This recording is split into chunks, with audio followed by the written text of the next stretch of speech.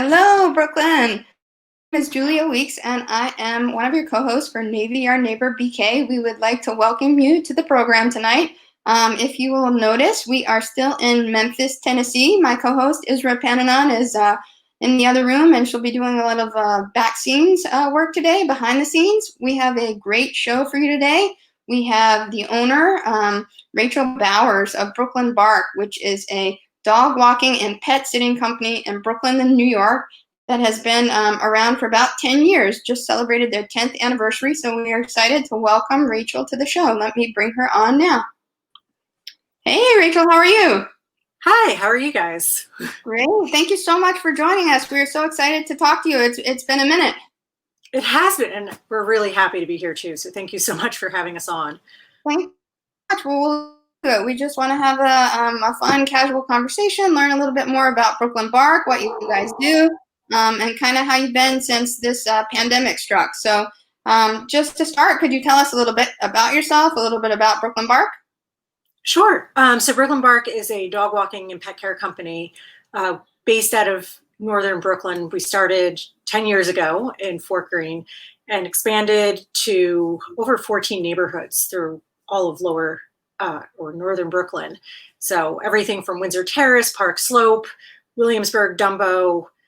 We do primarily dogs, but we also do cats, rabbits, chinchillas, and a whole bunch of different exotics as well. So it's not just dogs. And everybody who's on staff has to go through rigorous training. They have to go through pet first aid CPR certification. It's not just dog walking. It's really being that extra hands on for the parents. I love that. And so 10 years, that's quite a while to have been around. It seems like you could have been one of the first ones on the dog walking scene, or maybe 70 dog years. Yeah, exactly. 70 dog years. Well, we know we are certainly clients of Brooklyn Bark, and first found out about you from neighbors in our building, which was a real treat because we live out near the Brooklyn Navy Yard, and at that time, no one was walking dogs near us. You know, it was kind of a bit of a hike from the subway and the bus. So we feel really fortunate to have found you and your company. We love you guys too, so thank you. Yeah. Well, how many employees does Brooklyn Bark have? How many dog walkers do you guys have?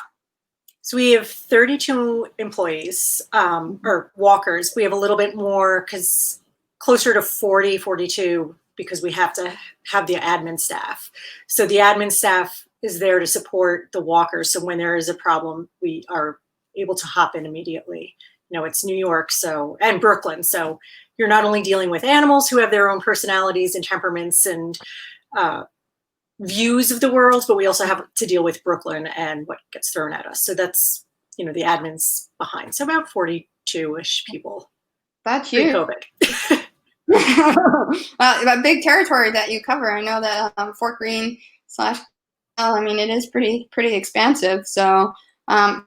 But more kind of about your background, dogs. Is that how you kind of came to the idea of a dog walking and pet service company? I've always had animals growing up. Like we've had a zoo pretty much growing up. It's one of those typical, I've always loved animals, but it really was. And I graduated with a degree in computer animation back in 2007, just as the recession hit. And I found that doing I'd do dog walking to supplement my art degree.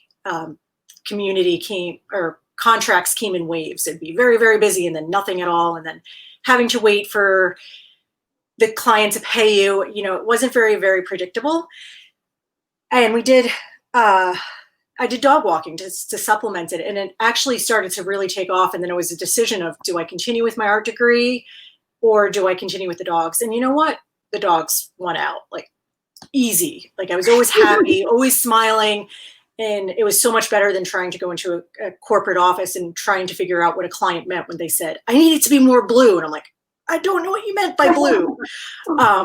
Just the dogs are always happy to see you. And it just, even when I'm having a really bad day and just seeing like a really happy dog wagging their tail, it will just definitely put a smile on your face. So I was like, it was an easy decision to keep going with that. And luckily, a lot of people have joined that vision and we've been able to expand. That's amazing. And I love that you've incorporated some of the blue and orange into your logo, so you don't have to totally go with That selecting those was a huge debate. You could talk about behind the scenes. We've got a lot. That's great. And your mom also is helping with the company. Is that right? Could you tell people a little bit about her? She's one of my favorites. That's great. So as I said, was not a business person when I started this. That was one of the worst things that I ever wanted to do was contracts and, bill collection and payroll. It was just, I didn't want to do it. And luckily, my mother, Helen, she ran her own business before. She actually had a screen printing business that was the 51st largest company or screen printing company in the United States and like one of the top women-owned companies. So she had that experience of running a small business. And when she saw me struggling, she stepped in and was like, you need to do this, this, and this. I was like, oh, right. I need to collect money, or else if I don't collect money, how am I going to keep going? So she really came in and gave me some great mentoring and advice. And that's really been helping. And she's been in the background helping support in the admin role. Mm-hmm. And we've brought in a lot of other people to help support in the admin. But she's been very instrumental in pushing me in the correct way for business. Wonderful. Mother-daughter bond and mother-daughter foray into business. I think that's excellent. I know she's been a huge help to Israel and myself when we schedule walks for Boots, because schedules will change and, days off will change. And so I'll often be emailing her and say, Helen, can you switch and help me? And she's just the best. So schedules changing? Never. Schedules never change. Never in Brooklyn. Never. Well, we have people watching from all over the U.S. So we have our good friend Tim, who's originally from New York, and he's tuning in from Pennsylvania. We have a friend, Paula Kiger, who's watching from Tallahassee, Florida. I see your colleagues over at Brooklyn Bark are watching. Thank you, Colleen. We love you. We appreciate you. A good friend, Jonathan Borstein, is watching over in Union Square in Manhattan. So I have quite a few friends watching. But if you wouldn't mind answering this question from Tim, he says he is looking to get a dog. He has 2 young daughters, and he's wondering what is the most calm type of dog. Would you recommend any for 2 young girls? It really depends on the dog. You have the generic answer of getting the lab. Labs are great. I do highly recommend an older rescue dog. They really understand when they're rescued and that they've gotten a better life. I would stay away from the terriers. Terriers or any of the hunting dogs tend to have very high energy. Doing your research is great. Pugs tend to be a little bit on the low end on the energy level.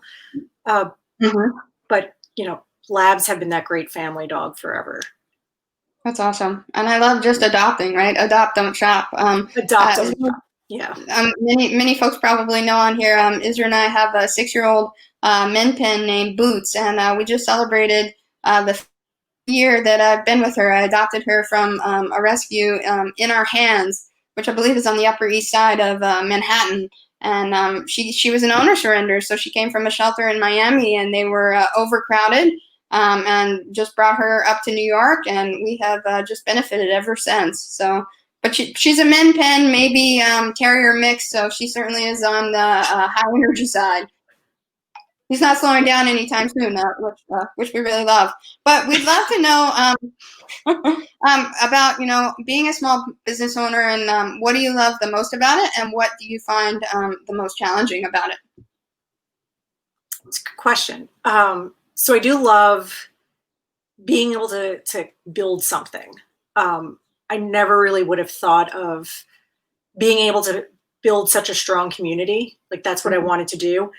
And as you were saying, like being one of our clients, like the community that we've had has been so incredible. And not only when you're a dog owner, same thing with kids, you get to know each other, the parents, the dog parents, the kid parents. That's really what I want, is that community and that connection that we have with each other. The hardest thing I think would be just not, I never went to business school. So it was very difficult. And I did do a business program after, and after learning, it was just learning that I didn't know all this stuff. And it was, okay, how do I know what I don't know is what I need to know. That makes sense. So a lot of laws and a lot of labor and a lot of just keeping things legal. I did not understand a lot of that, and I've been learning it. And I think the hardest part for me right now has been when pets, pass over a rainbow bridge. That takes the hardest hit on everybody, not just me, but the staff. We've built these really strong bonds. Everybody, we kind of become part of the family. The caregivers that we have, our employees, have been with these dogs. They've seen them from puppyhood all the way to the end. And I think that's the hardest part that takes the toll on all of us and not just me. I mean, because they become like family. I mean, they really are. I mean, even, just the walkers that we've had who've walked Boots. I mean, she recognizes them on the street. She loves them so much when they come to visit. They often pamper her with treats. So they really are like her, second owners. So that's true. And as far as, I mean, I would imagine being a small business owner, there would be nothing you could have done to prepare for COVID-19. I mean, nothing the whole world could have done really to prepare for COVID-19. So can you tell us a little bit about how Brooklyn Bark is faring during the coronavirus and how it has affected your business? So the coronavirus was the best birthday gift we could have ever gotten, being sarcastic. So we had this whole year planned out for parties. And celebrating with our clients and celebrating with our staff. We actually, right before COVID hit, we had done a big staff party. Was that we went out and we had a big staff party. We went to Kick-Axe, and it was a big celebration. We were going to do all these other parties with the staff and with the clients just to celebrate. And then all of a sudden, this happened, and we just didn't know what to do. It was like, we want to keep everybody safe. Like, our thing has always been safety, safety, safety. Number one has been safety of the pets, safety of our staff. And when news was coming out, we had spent hours, and it was just literally 1 hour would be different from the other hour of news. And we were trying to figure out, when do we close? When do we not close? It wasn't, will we close? Is, when will this happen?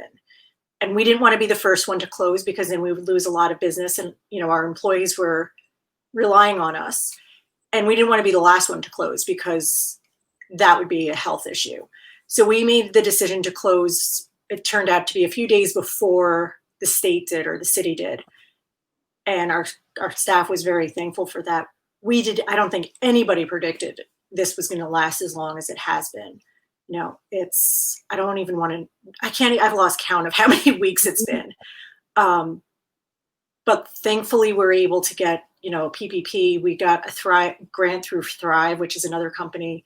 Our clients have been so incredibly supportive. And this is where I have been saying that community that we've built. I actually, like, during all of this, there was a lot of dark times where we were thinking we were going to get help from the government, and then we didn't get help. And it was, I kind of call it was like the worst date experience. It was kind of like the government telling you, like, yeah, you know what, we're going to go out on Valentine's Day.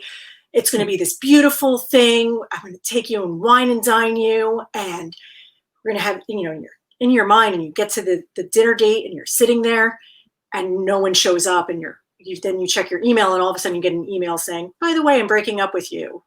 You're on your own. And that was exactly what happened with the PPP. Was we were expecting, the government was telling us, like, we got you, don't worry. And then all of a sudden we're all looking, going, where's the help? And then we find out that the larger companies got the help, and the smaller companies were just kind of left out. But luckily we were able to get help now, and the second funding. So that's been helping the staff, and that's been helping us get back up and going. This is our we're going into our third week of being reopened. That's wonderful. But it's nothing. it's pretty much starting the business as we were a few years ago. That's incredible, because you said in a normal week you would have up to as many 300 dog walks a day. Is that right? Yep, we were doing about 250 to 300 visits a day, and now we're doing about 6 to 10.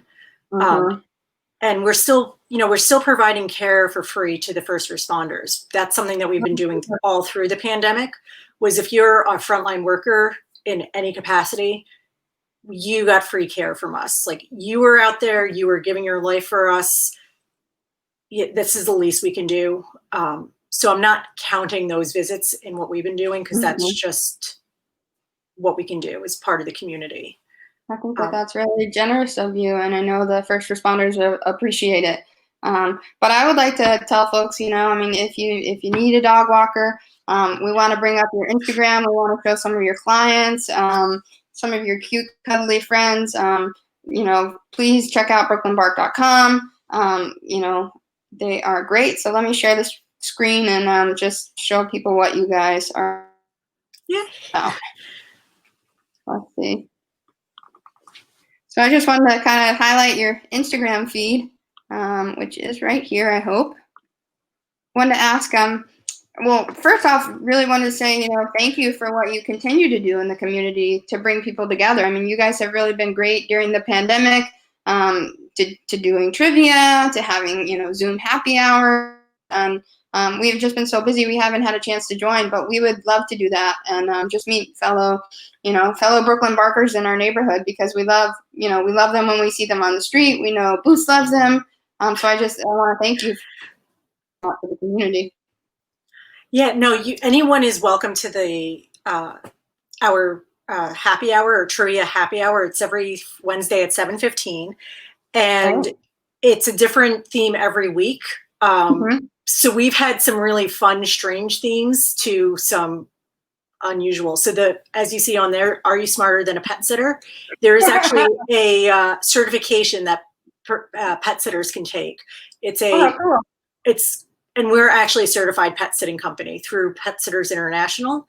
And there's an exam that you have to take. So I pulled some questions from the exam and I gave it to the pet sitters, to our staff on Mondays, because our staff does the same thing. We have a virtual happy hour on Mondays, because a lot of the staff isn't kind of scattered and left New York City. So this is our way to get back together.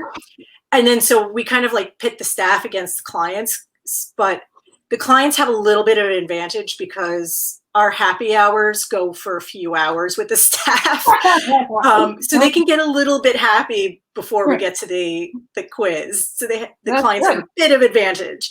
But then, so yeah, the clients did that, and we'll see who did better, which of it. And last week we actually did animals getting high naturally. So what some animals will do, like some dolphins will actually use pufferfish to get high. We've done things on poop. We've done cat trivia, just different themes each week. You name it, you've done it. I'm sorry? And is this your dog right here? This one on the third to the right? The one all the way, the little corgi. That's trouble. That is all cute trouble. She looks cute, but she is. Tell our viewers what her name is and how old she is. So her name is Mara. She is a 1.5-year-old corgi. She's a rescue. She came into our lives. We were debating about getting a second dog. Our first dog had passed, and it was hard. It actually was about a year ago, and we weren't really sure when we would be ready for another dog. But we have a bird, and the bird and our previous dog were bonded. Like, they did everything together. They slept together, they ate together, they took baths together. Like, I have some of those like funny baby pictures, when you put babies in the tub together. I have pictures of that. No one believes me that, a bird and a dog bonded so well. And unfortunately, when our previous corgi, Radar, had passed, the bird went into huge depression and was looking for him and calling for him and did his special calls. And then we noticed he stopped eating and bathing, and then he started losing weight. And at that time, I was like, what do we do? What do we do? And all of a sudden, this on a rescue site popped up that there was a 6-month-old corgi for adoption. I'm like, Yeah, I'll put in So an application. We're not going to get it because it's a 6-month-old purebred corgi. Okay. And then all of a sudden they're like, yes, please take her. We're like, okay. Aw. So that's how it's been. And she is living up to the corgi trouble of, yeah, we've been to the vet So many funny. times They're during this pandemic. the Queen's dogs, though, right? The corgis? Yes, royal pain in the asses. Right. That's so funny. Well, another question that we had for you are about animal shelters in this time. Have you noticed or heard that animal shelters are seeing an uptick in kind of adoptions and fostering since so many people Definitely. are home? Yeah, so that was one of the good things. It's been showing up in the news that there's been a lot of people adopting, which is fantastic. I think a few cities have actually emptied out their entire facility. There are unfortunately some situations with people who haven't been able to afford the dogs or had to move and had to put their dogs up for adoption.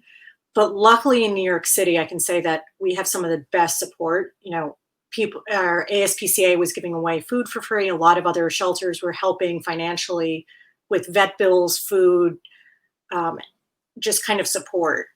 It was really amazing to see. But yeah, That's love great. it. We have a good friend, Mark Lee, watching the show from North Carolina, and he says dogs and cats can bond as well. Oh my gosh, yes. We might need your pointers for that because so when we travel back home to the Northeast, we'll be passing through Maryland, and so Israel's mom has a cat, and he's he's a senior cat. I would say he's about 10. He's old, but he's not that old. And so Boots doesn't quite know what to make of him. She just really likes to irritate him and him to her, right? So it's like they're kind of frenemies. They like each other. They don't like each other. They're not scared of each other because they keep coming back for more. So it's really kind of cute. But yes, anyone has any pointers on dogs can get along, we would love to hear. I guess the kind of final thing we wanted to touch on is certainly in light of all that's happening in the country and the Black Lives Matter movement and everything going on. I know that you have had some really good posts on your social media, and I just want to know what you think about the responsibility of small business, just in this movement and denouncing racism. Kind of your thoughts along those lines. No, thanks. I'm actually glad that we are able to have a voice in this as well.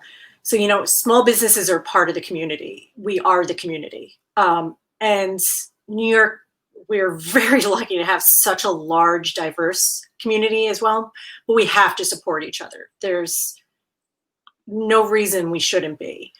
No matter what size you are, if you're an individual, if you're a small company, a medium, large, we all have to lend our voice. It's imperative that we not only denounce it, but that we are anti-racist. So it's not just saying that you are, but showing that you're doing it through your actions, both within your organization and within our community. We've seen some really horrific videos coming out and stories, and it's been very moving. And it's been very hurtful on the soul to see that people can be this violent and negative to another living being, let alone a human. And I can say that, because we're right here in Fort Greene, and I will relate this back to COVID, where during COVID, we've had horrific things happen here, but the New York soul has been so strong. We're beating it. And now seeing protesters coming out on the street, taking over, and it's been really beautiful to see humanity coming together and having a voice, coming together and making this noise and bringing awareness. It's not just focusing on negativity, but making a change, bringing that change around. And what we are doing as a small business, it's a very fine line that we're walking, because we are a pet care company, but we do want to support our community and people. So we were making a donation to the ACLU from the proceeds of last week's walks, since that was our best week since we've opened. It's really honestly, it's about the noise of change that's happening.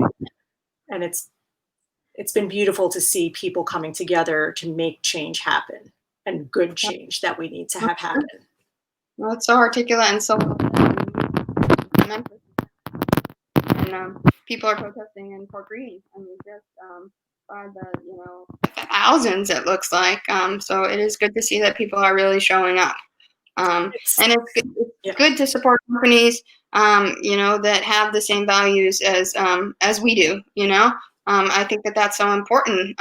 We don't want to put money into individuals that don't share the same beliefs. So we're so grateful that you have been posting, that stuff, and in it, obviously it's all of the dogs too. So it's been a nice balance of both, because it's good to have pictures of dogs always, no matter what's going on.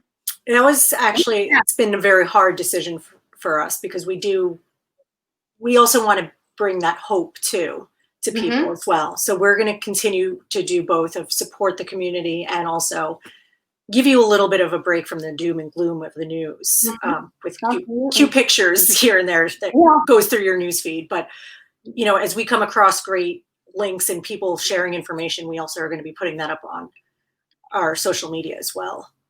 That's so important. Well, my mom is actually watching the program as well, so she has a question for you, and so I'll flash that on the screen, and I'll take myself off. Let's see. What's the biggest surprise or unexpected that has occurred when some of your dog walkers are out working? Oh boy. Yeah, so we have a book. I call it a book of things that we've seen. So we've seen some crazy things. Again, it's New York, so we've had. I think some of the craziest things we've had is dogs going to seizures. On the street, we had a dog just collapsed on the street and had a seizure. We were able to deal with that, as I said, because of our staff knew what to do for seizures and choking. They were able to handle that situation. We've also had dogs who went after something that was underneath a car, like a chicken bone. They've choked. We've had to do Heimlich and CPR with the dogs, just because they'll swallow things very quickly. If there's a ball and all of a sudden they don't want that other dog to get a ball, like we've had a dog, we performed CPR in the park because a dog was running around. This was not with us. This was during off leash hours, and the dog swallowed the tennis ball, and we were able to do first aid and CPR in the dog and make sure he was okay. It's just, there's a lot that can happen with the dog, with any of the animals. Again, just being prepared. That first aid CPR, it's just knowing it has been very, very helpful. Hopefully that can answer. I can literally go through a ton of stuff, like what dogs have eaten, what they've passed, what they haven't passed, what needs to be surgically removed, what kind of trouble cats can get into. It's always something interesting where it's like, all right, that's a new one. Let's put that one on the list. How did you eat that? You ate a steak knife this long? Why did you eat chopsticks? Why did you? Not a good idea. This. There's many times where I ask an animal, I'm like, why would you think of eating that? Why? Why would you eat a plastic bag? That's why I asked the same question. Well, just to kind of wrap up, we'd love for you again to tell people how they can find you. Flashing your social handles on the bottom there, but please just tell us again how we can find you, how we can go about booking walks, and anything else you would like to add. Yeah. So we're actually in the process of finishing our new website. That was one of our COVID goals. So we're going to have a new website. It's brooklynbark.com. Our Facebook, Instagram, Twitter, it's all Brooklyn Bark, one word. And, we do a lot of posting on social media. So if there's any new things that we come across, if there's any events or news animal related, we'll be posting that on social media. And we've actually just switched scheduling software, which has been really, really great. And the clients have been loving it. So you can actually book everything right from an app right now. And we have an app in the App Store called Brooklyn Bark, and you can download that and get going right from there. It's it's really wonderful. So we've really blended that care and technology together. So it's personalized care with the power of technology and your phone together. So you Perfect can really marriage. stay on top of everything. And when people come to walk the dogs, will they be wearing masks then? How will that kind of work with Corona? Oh, we've reinvented our safety measures. We've always had safety measures. Our walkers, as I said, not only I'll keep stressing at the CPR thing, but we also use backup collars and different types of leashes and harnesses. But now with COVID, we're not only just carrying hand sanitizer, we're carrying our own leashes. They're special leashes that you can disinfect quickly and better compared to nylon leashes. We have that. We're doing curbside pickup and drop off. Everyone has a mask that has to cover your nose and your mouth. So important. So many people don't know. Yeah, the whole thing. So we're going to be like doctors where we have the mask at the end of the day. We're trying to follow and figure out what CDC guidelines are, whether or not we need to wear gloves, but washing your hands has been incredibly important. Like I need to get more skin cream because I've just been washing my hands. No, I'm so dry. Yeah. Wash my hands, touch something, but really trying to keep that contact. I think right now the hardest thing has been waiting for the elevators, and it sounds really strange when you're like, oh, an elevator, but it's, when you have 2 or 3 elevators for, a 40, 60-story building, and you only want to let one person in an elevator at a time, it can really add up waiting in the lobby to get to that safe distance. We're also making sure that, the employees are taking their temperature each day. They have to do a questionnaire of how they're feeling, if they've been in contact with anybody who might have COVID symptoms, just really knowing what's going on, asking the clients too, if they have any symptoms. And if they're a little bit under the weather, we're just going to be cautious and say no. But that's great though. Better to be safe than sorry. Absolutely. And it sounds like you guys are going above and beyond. So whenever we get back to town, whenever that is, and we get back to work, we need more. We need more animals.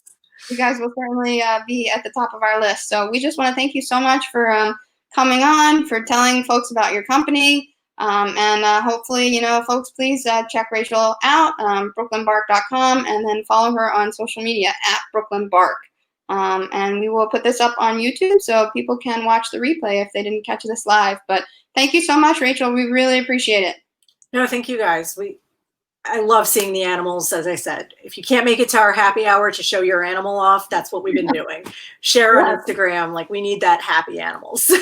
Yes, we will. Hashtag Brooklyn Bark too. So since Boots or our other dog here didn't make a cameo, we will certainly have to post some pictures with the hashtag. Well, thank you so much for having us on. It's been all right. Amazing. Stay safe. Be well. Thank you. Good night, everybody. Yeah.